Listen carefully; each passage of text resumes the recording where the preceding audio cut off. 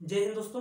Historical classes में आपका स्वागत है। आशा करते हैं आप लोग अच्छे होंगे और जो है मन से पढ़ते होंगे। देखिए, हम लोग पढ़ रहे थे, चैप्टर का नाम था जेनेटिक्स, जिसे हिंदी में अनुवांशिकी कहते हैं। ठीक, अनुवांशिकी क्या होता है, जेनेटिक्स क्या होता है। देखिए, जेनेटिक्स का मतलब होता है कि जो माता पिता होते हैं उनके लक्षणों को पीढ़ी दर पीढ़ी बच्चों में ट्रांसफर होना ही जेनेटिक्स कहलाता है। ठीक, जेनेटिक्स के अंतर्गत हम जो दो चीजों के बारे में स्टडी करते हैं।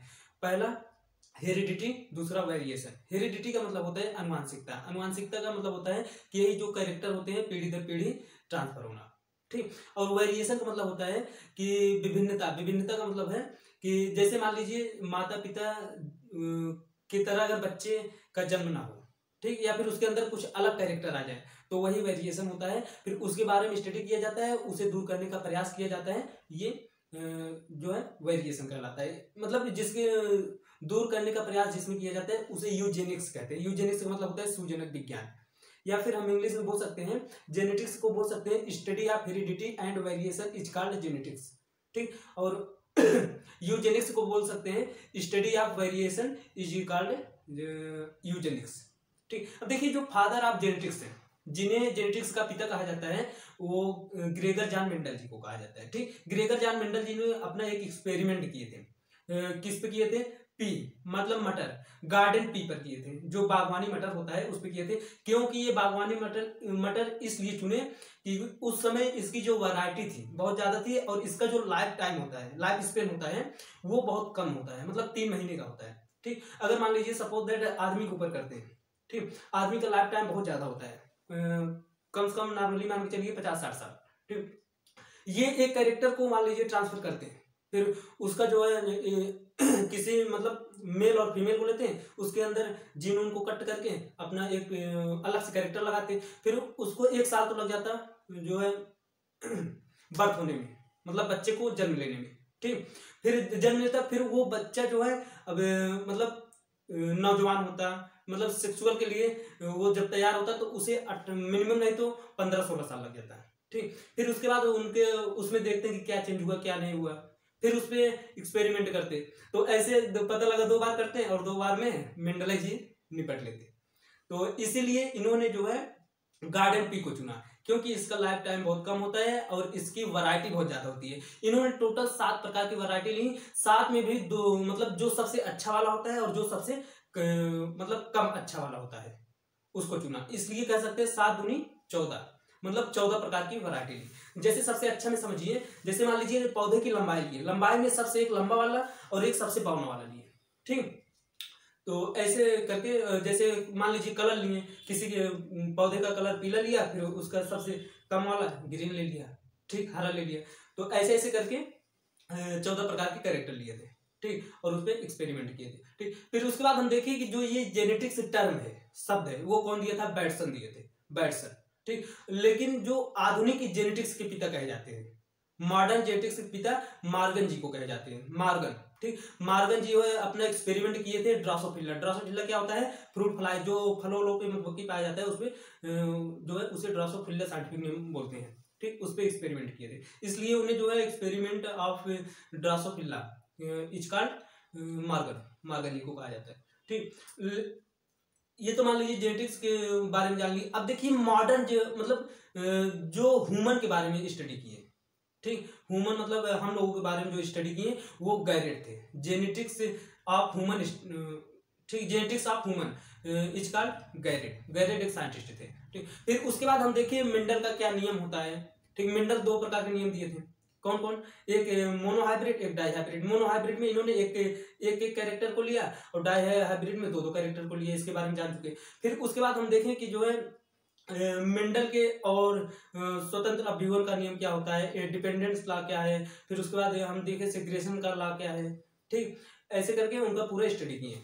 ठीक, और अब हम आज देखेंगे कि जो है सेक्स डिटर्मिनेशन इन ह्यूमन, जो मनुष्य होता है या फिर मानव होता है, उनमें सेक्स डिटर्मिनेशन मतलब उनका लिंग कैसे निर्धारण होता है। लिंग निर्धारण का मतलब समझिए कि जब वो दोनों आपस में कॉपुलेशन करते हैं, कॉपुलेशन करने के बाद उनके अंदर कौन सा क्रोमोसोम जाता है, मेल का कौन सा क्रोमोसोम जाता है, फीमेल का कौन सा क्रोमोसोम जाता है, किससे जो है लड़का बनता है और किससे जो है लड़की बनती है। ठीक, ठीक, इसके बारे में आज जानेंगे। अगर इसके पहले वाला वीडियो आप नहीं देखे हैं तो इस चैनल पे अपलोड है, वहां से देख लीजिए, या फिर उसका लिंक डिस्क्रिप्शन बॉक्स में दे देंगे, वहां से आप देख लीजिएगा। ठीक, तो चलिए आज का जो है वीडियो स्टार्ट करते हैं। आज का वीडियो क्या है, सेक्स डिटरमिनेशन इन ह्यूमन, मनुष्य या फिर मानव में लिंग निर्धारण। देखिए जो मानव होते हैं, मनुष्य होते हैं, इनमें क्रोमोसोम की संख्या 46 होती है, अर्थात कह सकते हैं 23 पेयर, 23 पेयर जो है 23 जोड़े क्रोमोसोम्स होते हैं। क्रोमोसोम्स जिन्हें गुणसूत्र कहते हैं, गुणसूत्र मतलब यही जो कैरेक्टर को रिप्रेजेंट करते हैं। ठीक, देखिए जो ह्यूमन होते हैं या फिर कोई भी एनिमल ले लीजिए, ठीक, किसी का जीन मतलब बॉडी में बहुत सारे जीन पाए जाते हैं। ठीक, किसी का जीन हर एक कैरेक्टर के लिए अलग अलग जीन होता है। ठीक, किसी में कोई भी जीन समान नहीं होता है। ठीक, अब जो क्रोमोसोम्स होता है, गुणसूत्र होता है, वो ह्यूमन में 46 पेयर होता है। ठीक, 46 नहीं 23 पेयर होता है। 23 पेयर में जो है 22 पेयर 22 पेयर ठीक ऑटोजोमल होते हैं, मतलब मेल में भी समान होते हैं, फीमेल में भी समान होते हैं। ठीक, लेकिन जो 23 वाला पेयर होता है वो मेल में अलग होता है लेकिन फीमेल में समान होते हैं। ठीक, तो चलिए देखते हैं। देखिए जो मेल होता है, मेल का क्रोमोसोम्स क्रोमोसोम्स कितना होता है भैया, 46, अर्थात कह सकते हैं 23 पेयर्स। ठीक,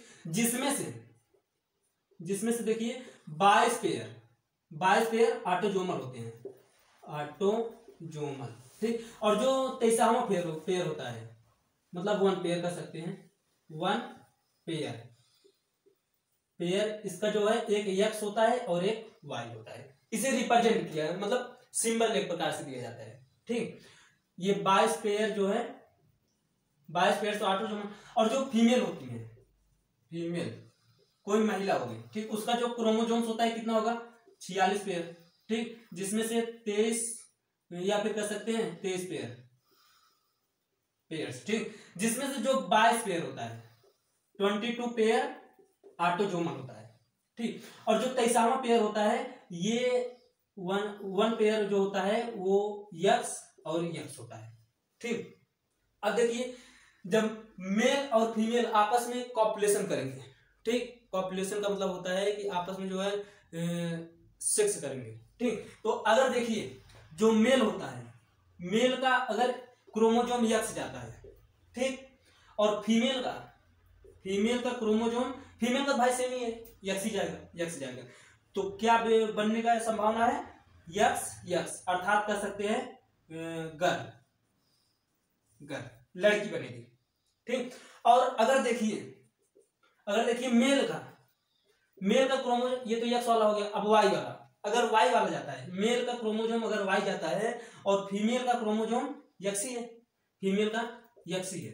ठीक, तो क्या बनेगा, यक्स और वाई, अर्थात कह सकते हैं बॉय।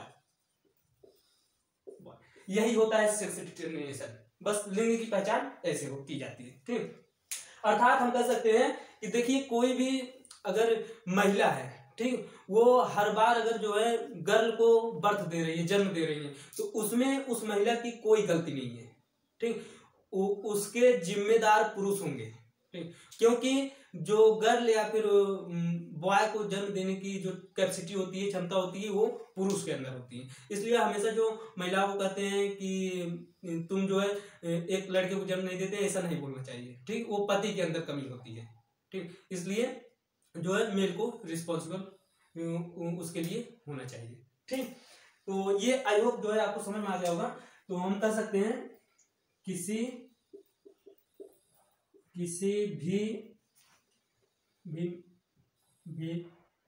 भी गर्ल या बॉय के जन्म के लिए मेल जिम्मेदार होता है।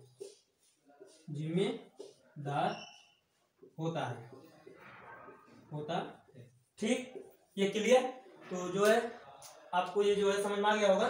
तो देखिए अब अनुवांशिकी का जो है जेनेटिक्स का लास्ट वीडियो बच रहा है, वेरिएशन। हम जो है अगले वीडियो में देख लेंगे वेरिएशन क्या होते हैं? वेरिएशन जिसे विभिन्नताएं कहते हैं, विभिन्नताएं जिसके अंतर्गत हम विभिन्नताएं के स्टडी करते हैं उसे यूजेनिक्स कहते हैं या फिर सूचनक विज्ञान कहते हैं। ठीक, उसके बारे में जान लेंगे। तब तक आप एक स्क्रीनशॉट ले लीजिए।